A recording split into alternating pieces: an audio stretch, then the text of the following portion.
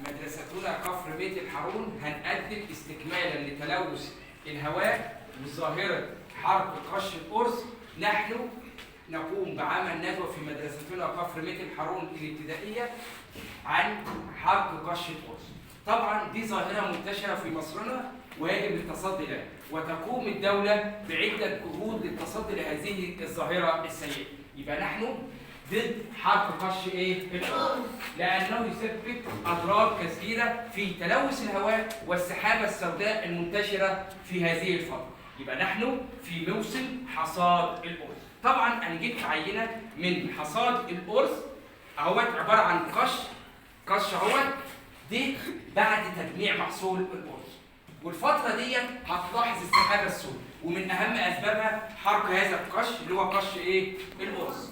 طبعا دي ظاهرة سلبية في مصرنا الحديثة ويجب التصدي لها.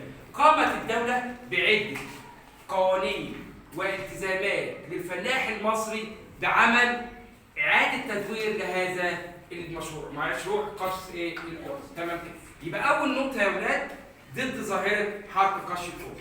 ليه يا أستاذ؟ لما يسببه من أضرار التلوث الهواء والآثار السلبية على الصحة العامة، واللي هي شايفينها دلوقتي. طيب.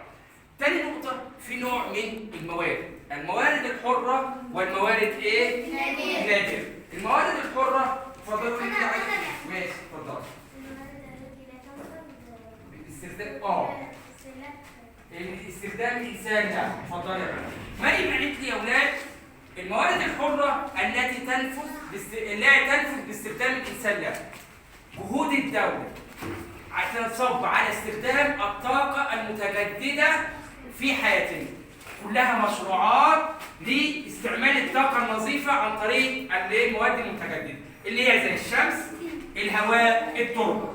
دي 3 مواد من الموارد المتجددة. طبعا الشمس عمرها ما تخلص ولا الهواء، دي لازم نستفيد بها. وقامت الدولة بعمل مشروع ضخم في العين السخنة، مشروع اسمه مشروع تحلية المياه في السويس.